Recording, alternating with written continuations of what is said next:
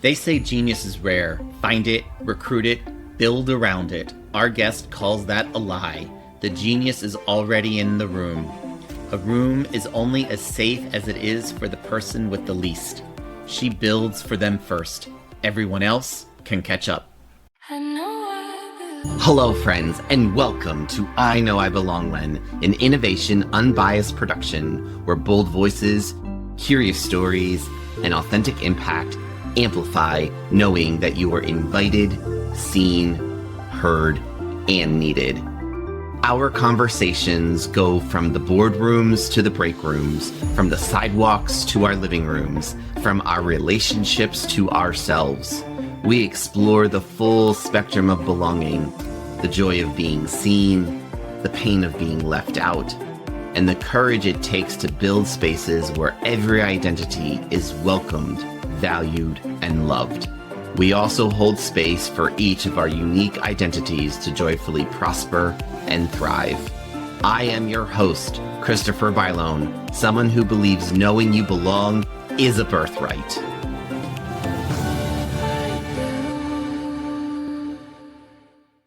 Most organizations treat innovation like a hiring problem. Find the creative ones, recruit the smart ones, build the team around the brightest minds in the room. Today's guest looked at the whole approach and found the flaw. The brilliance was already there. The room was just never built to hear it. Meet Pasha Marlowe. Pasha is a global speaker on neuroinclusion and relational intelligence. She has spent more than 30 years as a mental health professional studying how people actually connect. Her finding is simple and stubborn. You do not unlock creative capacity by collecting creative people. You unlock it by building a place where every mind can offer its own kind of genius. She wrote the book on it. Literally, the book is titled Creating Cultures of Neuroinclusion. She also hosts the Neuroinclusion podcast, and her work has reached teams at Microsoft, IBM, SHRM, T-Mobile, and Hasbro. Mel Robbins endorsed her work. Read that twice. One of the most listened to voices in personal change points to what Pasha Marlowe has built. Here is what makes the picture whole. Pasha is a multiply neurodivergent leader. She does not study belonging from a safe distance. She knows the shape of a room that was not made for her. She builds rooms that are. She also is a death doula and a mother of 3. She has sat with people at the very end of life and raised 3 humans from the start of it. And yes, she once went to prom with Ed Norton. That part is true. It is also the most least surprising thing about her. The brilliance is already in your room. She spends her life making sure it gets heard. Pasha, welcome to I Know I Belong When. Thank you so much. That was a fun intro. Very thorough and happy Pride. Yes. So let's get into the conversation. You spend your days telling leaders that genius is already in the room.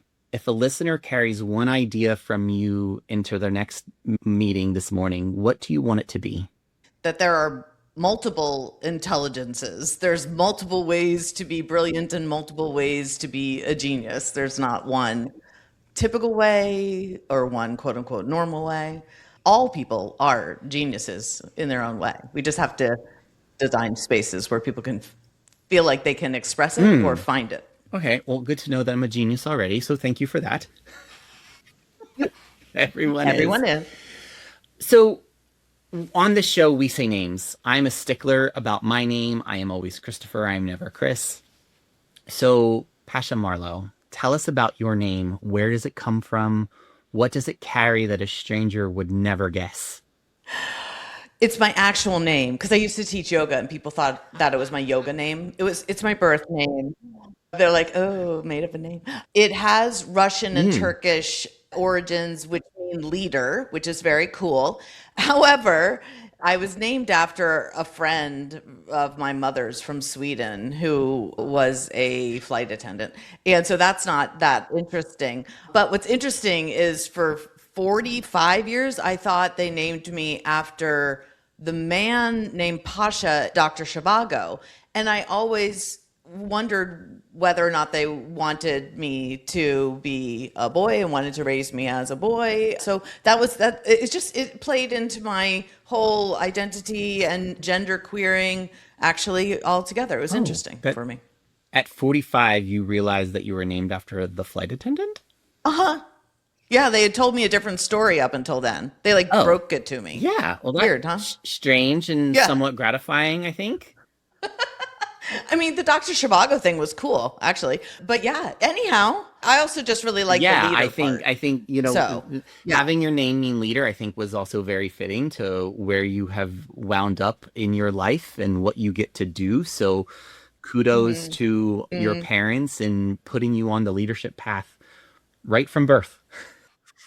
Thank you. I think they were very concerned about raising a strong, independent, fiercely, maybe over independent woman was our goal. And so I think that they were concerned when I was younger, if they said I was named after this like pretty Swedish flight attendant, that it wouldn't serve me well. So it's just interesting that they waited 45 years. Anyhow, Well, that's that's my awesome. That's story. awesome. Okay, so getting to your moment of belonging, take us to the moment where you knew you fully belonged, not an idea of it, a specific room, a specific day. What was happening in that moment? I so remember this. I was in Detroit. I was at a miserable networking slash speaker mastermindy Okay. training flashy thing where you walk in with all the speakers who make a living being speakers, and are all dressed the same way, and they're all like loud and full of ego. And I walked in, and at first I just felt like Shrek, like just not of human, like not of the same type Yeah. of, like I was just like, I'm not even the same kind of human. So out of place. Nobody talked to me. I was beyond uncomfortable. And that was day one. I hated it, hated it. Day two, I decided that I belonged. I decided that I belonged because I Mm, am, because I belong anywhere, because I belong to mm. myself, not to So them. powerful. That's really powerful. So what made you decide that? It was so horrible the way it felt to, because of the way, literally because of the way I looked. They had no other information to Mm, go off of. I'm shorter, rounder, less polished, less quote unquote professionally dressed. I move in a perhaps more quirky, some would say, way. I'm a little bit you shy. shy? I'm not a typical, yeah, especially not one on one, Okay. but in a group.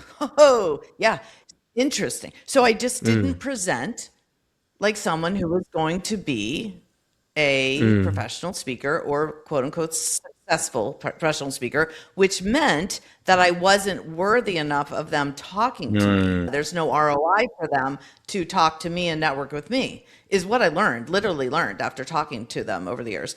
And why did this happen this way? But in the moment, it felt so horrible. I said, this is not the way to Right. treat humans.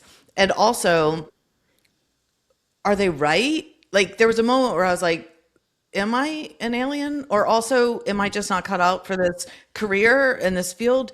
And I went from feeling worthless to literally thinking, but Pasha, your whole keynote and your work is around inclusion.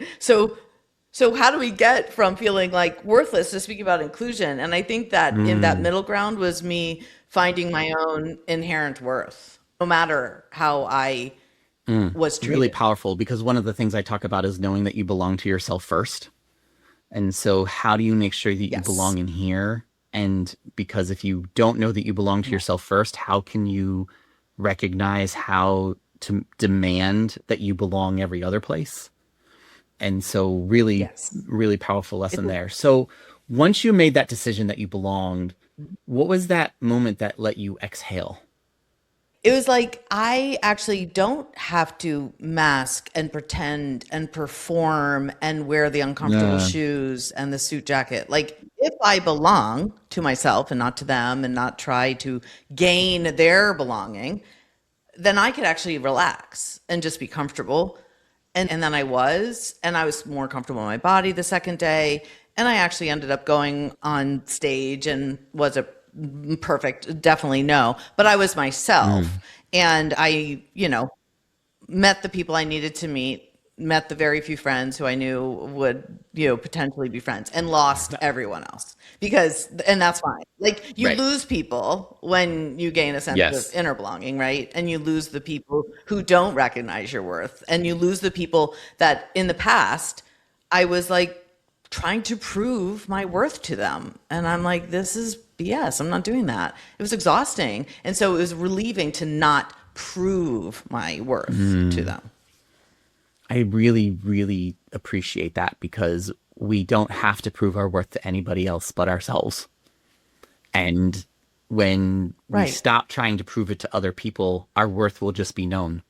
And we also stop minimizing our own worth because we're trying to prove our worth to others. And it almost as we're trying to prove it to others, Yeah. we're diminishing our own worth in ourselves. And so when we just claim it, eventually the world is going to catch up. Yeah. Yeah. And again, your circle might be But smaller. it's more And intentional, in terms of the right? people It's who more like who you have. intentional, right? Totally. It's the quality Yes. over the Yes. quantity, right? So, I love Absolutely. people, I love my friends, but I want quality people in my circle, especially my inner circle, Yeah. right? So I totally get that. Yeah. So, what in that moment taught you how to carry yourself into rooms you build for other people? Yeah. Well, it's funny that or interesting, I should say, that I believed other people's inherent worth Mm. more than my own. So I knew that I needed to design the rooms. But when you have like terrible parenting that isn't inclusive or whatever, and you're like, I'm going to parent the Yes. opposite way. I'm going to pendulum swing the opposite way, right?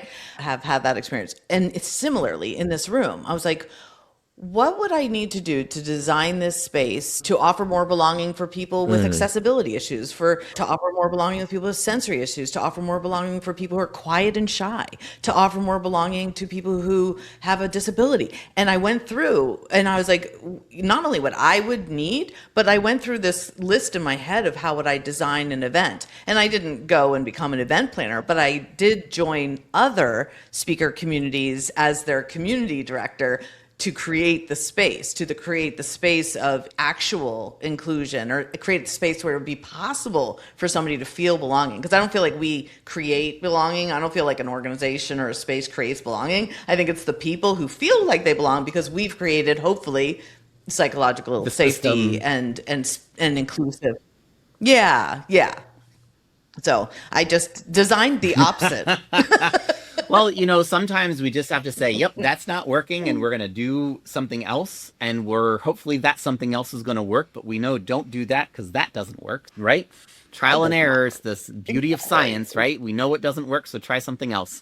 And if that doesn't work, then we can try something else again, Exactly. right? That's scientific theory, right? We'll just keep trying. Absolutely. So you kind of alluded to the moment you knew you did not belong. However, take us to a Yeah. moment that you knew you did not belong in that space. How did you know that room wasn't for you? And what did it feel like in your body? When you walk up to a group in a networking or at a party or whatever, and they don't horseshoe, they like do the circle, and you're like, how do I get into this group? Like, how do I insert myself? And then once you're there, like, how do then I incorporate myself into the conversation? Or how do I leave when it's not Right. working? All that was so messy, awkward, because I would stand there and sometimes literally like try to squeeze myself in a circle because they weren't horseshoeing, which is what I call it, where you like have an opening for somebody new Yep. to engage and enter. And it wasn't like, oh, good, glad you're here, welcome to the conversation, this is what we're talking about. It was as if I was like invisible and they just kept talking. And so I would try to like, explain about something that I related to about it, or smile and make eye contact to hope to interject. And it was literally like I Mm. was invisible. And so that was the first sign. But also later I reflected on the day, and I was the only one who initiated every conversation, from hello to what do you speak about to whatever the heck else we were talking about, that I was Mm. the initiator. And I find that in those situations, and this is true not just obviously in networking, but in business, if you're like the one who's working really hard to create the relationship or maintain the relationship or repair the relationship, and you're always the one to initiate, like that's a sign that the other person isn't maybe invested in you or prioritizing you or have the capability or capacity to meet you where you're at. And so I definitely felt that from that group. So, what did that experience show you about how most workplaces are designed? Yeah. People use the word click a lot, like clicky. But there's a hierarchy that exists, for sure. And the way that I see that in workplaces still when I go in is even as simple as like the Mm. seating Hmm. arrangement, putting the quote unquote important people in a certain seat, arranging the room in a certain way. So there's just like extra, chairs if you're lucky, but if not, you're going to stand. Just feeling of, lack of importance. I see that at conferences a lot. They won't have enough chairs for everybody. And ironically, it's often the marginalized people and often people with disabilities, even physical disabilities, who are standing in the back waiting for a bleep, bleep, bleep, I don't know if I'm allowed to swear, chair, and people aren't aware, and people aren't aware or have the sense of emotional intelligence to say, oh, I need to give up my chair. Like I need to give somebody my chair. It just maddens me. But yeah, No. I forgot the question. I guess I got mad. We're talking about how experiences are designed in the workplace, but you described it, right? I think you think about walking into a meeting and the meeting room is designed in one way, and it's not designed for people in a wheelchair because every space is taken up by a Hmm. chair. Hmm. It's designed Hmm. where people who are hard of hearing may not be able to hear the person at the end of the room. We don't necessarily have the visual cues that we need in every meeting. So, it's a great example for how organizations are going to show up because you know what? They go to a conference to learn and they model what they learned at the conference. They may not actually realize what they're doing, but conference organizers are Hmm. modeling the way for what people are going to go back to their offices and do. So, hey, conference organizers, maybe this might be a signal to you that you got to organize a little differently. Which is also interesting because, a lot of conferences, they'll play loud Mhm. music, they'll have bright lights, and then people are like, oh, this is too loud, and oh, those lights are bright. And then you go back to like a workplace and they'll have a party or an event. And that's what they do. They also play, loud music and they have the lights and they say things like, everyone stand up and dance. And we're like, no. Or they say, like, raise your hand or stand up if, or move around the room and meet people and people who are, for example, disabled and physically disabled or just don't want to. Like, it's never you're welcome to, or if you would like, or if you're able. Like, there's never Yeah. anything like Yeah. that, When they say So if you're able, there it's needs to be calling people more. out, right? And so I think we have to Yeah. be Yeah. more intentional about how we operate in these spaces so that we can Yeah. make sure that we're designing rooms that everybody can be included in and be able to participate equally. So something that we definitely have to keep thinking Hmm. about. So how did you find your way through it? Right? When you noticed that you didn't belong in that space, you did allude to that you made the decision for yourself. But when you think about other times that you knew you did not belong someplace, how do you work through it? Yeah. I could tell you not well for Got most it. of my life. Like, it's gotten so much easier the older I get, which is interesting because the older you get, the more, in many ways, marginalized you become. But I will say, I know this is going to sound like way off track, but I promise I'll circle back. Like, as a postmenopausal woman who's by society's standards is past her prime and doesn't have value because I can't, I'm not fertile. I'm just like invisible in so many Yes. ways, right? And don't have value. And other than like whales and elephants, there aren't many mammals who live past menopause. So Mhm. it's just interesting that it actually helped me because I'm like, okay, if I can't make more babies, and I was fortunate enough to make three and raise them and love them, who am I? Like, what Right. is my worth as a person, as a woman, as a human? Like, I went through all that. And it has just gotten so much easier the more invisible society tells me I am. I've relentlessly actually gone the other way. And because I said, no, actually, I'm going to be more visible because you tell me I can't be. It's that, yeah. Yeah. No. Let me guess, competition is high up on your strengths. I don't know. I don't feel competitive. I don't feel terribly competitive, but I feel like my anger fuels Okay. me. Well, hey, Yeah. look, like we have to find Yeah. the power someplace, right? You know, Yeah, like inequities fuel me and, anger fuels my advocacy sometimes, but I'm not competitive. Like I don't feel innately competitive like with other people. I'm competitive with same, myself quite a same. bit. And I like the Yeah, phrase, if you're not outraged, you're not paying attention. So, right, especially in for the sure. society which we are living right now, it feels like every day is an outrage, but Yeah. Yeah, like if you're just people, because as a therapist and a coach, I see a lot of individual and couple clients still, and they're like, I feel so dysregulated. I'm like, yeah, like you should be kind of dysregulated if you're living in these times. That makes sense, So how can we co-regulate? How can yes. leaders co-regulate their teams? How can partners help co-regulate each other? How can parents help co-regulate their kids? Like we're not meant to do this emotional regulation by ourselves. That's just it's not So working. keeping that It's line not of working. thought. So when we want to model belonging in an organization, at home, you name it, how are we co-creating a culture where people can know that they belong? Yeah. I talk about Mm, respect a lot. Respecting people's not just differences because that's kind of too like vague, but in respecting people's different functioning styles.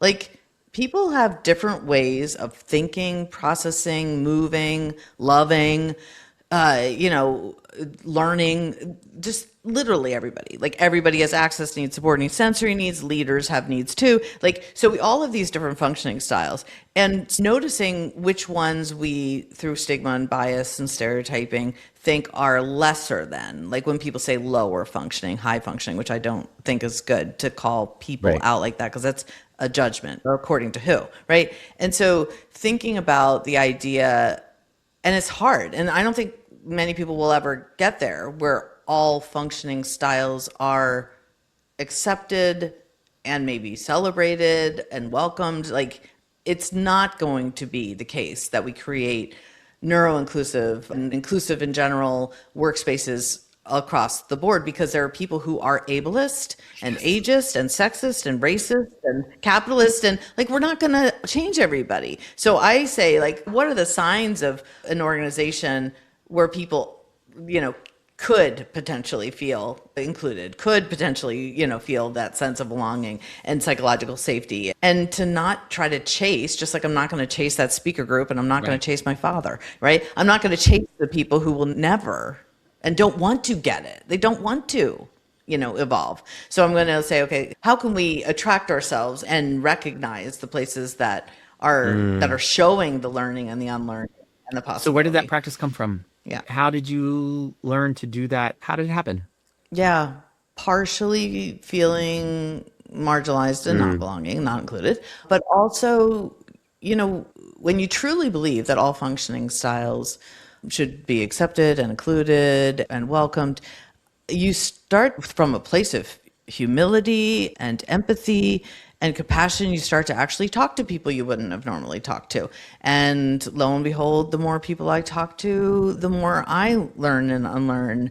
And I see from their perspective the major gaps in inclusion, for example, in the workplace that I mhm. didn't see. And so it felt a little bit like cracking my heart open because I grew up with a lot of stigma and bias and frankly racism in my home growing up as a child, and I had to unlearn it as an adult. And I had to talk to people that I was told, I shouldn't bother talking to. People who were on the streets, talking out loud to themselves and yelling Mm, things out loud. I was told that that was dangerous, that they're definitely dangerous. Like there was no other option. They're dangerous. Like right. walk on the other side of the street, right?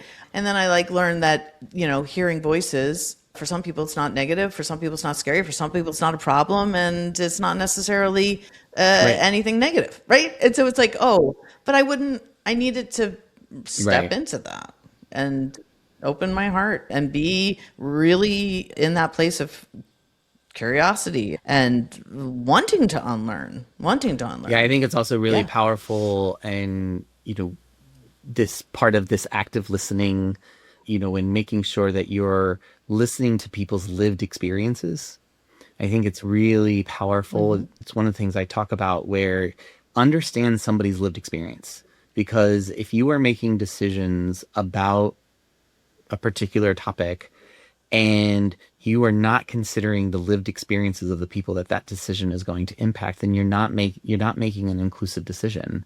And have those voices at the table, part of the decision making process, right? Not making it for them, making it with them, and not getting Hmm. defensive when they challenge your thinking. Yeah. Yeah, that's brilliant. Yeah. And right to say, huh, maybe I was wrong or close-minded. Maybe there is something more I need to learn. Like, thank you for sharing, and yeah, being in that space. And again, I don't think all No, leaders will get no, there, right? not the good ones. Not the So good ones. The good leaders will get there. The ones we need in leadership will get there. And we can point to those who are good and who are yeah, trying to get there, because those are the leaders who are also going to say, I don't know what I don't know. Right. yeah, And if we yeah, are okay with leaning into that space, there are things that I learned today that I didn't know I did not know. And it now impacts me right. the way I'm going to move forward. And so for me, it's, how am I making sure that I am being aware that there are things that I don't know that I don't know? And then also recognize and say, there are things I know I don't know, and I got to go seek out those answers. Absolutely. Absolutely. Yeah. Yeah. And it's interesting on LinkedIn. Sometimes I'm more into the comments than I am the posting. I try to post often, but the comments are really fascinating. And so to have conversations with other leaders, for example, about psychological safety, and there could be hundreds and hundreds of comments, but none of them will say that you can't have psychological safety until the least safe person feels safe. Like they don't talk about the Mm, least safe people. They don't talk about the most marginalized and most vulnerable people. They talk about like this is a safe space. Like right. they claim it, like as if claiming it No. makes it so. And then I say things like, well, you can't guarantee safety. And so I try to like interject Yeah. in these comments some like, can we like go a little deeper than that? And it's interesting to feel the resistance. They're like, Well, well, it's that's not because what they I was want talking people to about. I'm like, feel that they're psychologically safe. They don't want them to know that they're psychologically safe. That's why this show is called right, I Know I right. Belong When, because it's not here to let just people feel that they belong, because feelings can change, right? And you can shape somebody's way they feel. You can't really shape what they know, right? You have to change. Like Yeah, you personally have to be able to say, yeah, I know I belong. I can't make that for you. I yeah, can make that declarative statement. I can create the environment around you that you hopefully can make that declarative statement to say, I know I belong, but I can't do that for you. And so that's why I call it a system, right? We were saying at the beginning, right? And that's why I interjected with system, because it's creating yes, the system around you that will allow you to arrive at that place to say, I know I belong. yes, Okay. So yes. we are starting to come to the end of our recorded conversation. Before that, I have a fun question I want to ask you. So, when you need to feel like most like yourself, what is the first thing you reach for? A song, a snack, a ritual, a place, or something I did not even name? To go somewhere Hmm. I've never been, Okay. anywhere, whether it's a coffee shop or another country, because I like to be anonymous so I can be completely myself without Mm. judgment from anyone who I know or don't Oh, know. that's awesome. Put yourself in a new place to make you feel like you're most yourself. Thank you for sharing that. That's really impactful. That's really impactful. You're welcome. You're So, welcome. what is the Yeah. one call to action that you would want every listener to do this week so someone knows their mind belongs? Yeah. Share a need. Like, even if you don't identify as neurodivergent or disabled or marginalized or who knows what, like, share a need. I call this access Mm. intimacy in my work. If somebody, if I were to share, I really need the a transcript. I really need you to repeat questions twice. My sensory overload makes it challenging for me to hear the sound. None of this is true of the aquarium behind you. Maybe the bubbles are too loud for me, whatever. Like if I share something, then all of a sudden that creates more chance of psychological safety for you to then share something that you need. You'd be like, oh, actually, now that you say that, it would be helpful if you turned down the lights a bit. It would be helpful if you turned your chair so I could hear you better, or read your lips better, or whatever it is. And so I just think it became more of this mutually respectful, shared responsibility, reciprocal respect of people sharing their needs in not a I'm so needy way, but just like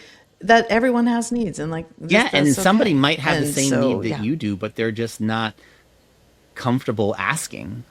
So I always Yeah. ask for somebody to Yeah. use a microphone because it's very hard for me to hear in a Yeah. crowded room. And once I ask for Yes. it to be used, you can hear the slight applause in the room and everybody going, yeah, I needed it too, but weren't confident and comfortable to ask for it. So you never know who else you're going to help besides yourself. Absolutely. That happens a lot with sensory things. People are like, oh, there's this smell of perfume or cologne. Like somebody thinks they smell good, but it's not for everyone. And it's a lot of people on a team are bothered by it, but nobody wants to say anything because they don't want to be unkind. They don't want the person feel bad. But if one person says, I'm distracted by smells of heavy scents, and they make it like not about that one person. Everyone's like, oh, thank God. Like, thank God you said something, because I hate this perfume or this cologne or the smell Yeah. of those things in the outlets. Like, it's terrible for most people, but nobody says anything, then nobody's And going to that's get the help they actually the need. So, unkind so thing to do. being, The kind thing to do is share, right? Because there's a difference yes, I between being agree. kind and nice. And so Yes, we always want to do the sure, nice for thing, but it sure. isn't necessarily the kind thing. So, but we always want to be So true. kind. It won't necessarily always feel nice, but it will always be kind. Okay. So we are Yeah. definitely coming to the end of our recorded conversation. This has been great. I wish it could go on forever. So you have spent more than 30 years proving that the brilliance is already in the room. You have built spaces that let it be heard. However, this is your moment. No keynote, no stage, no framework, no book, just you. Finish the sentence that closes our show. I know I belong when. I know I belong when I remember that I have always belonged, because I am. That's really impactful. Thank you so much for sharing that. I truly, truly appreciate it. Pasha, thank you for being on the show. Thank you for the work that you do and just the fabulous human you are. Thank you, Christopher. This was fun. It felt like 5 minutes. It was so much fun. This has been a great reminder that belonging is not a destination. It is a practice, and it starts with listening. Friends, if this episode challenged you to move outside your comfort zone, please follow our show and give us that 5-star review you want to give, and add a comment about what you will do to champion a culture of belonging. These actions will help to amplify the message to others so they too can find their own moment of belonging.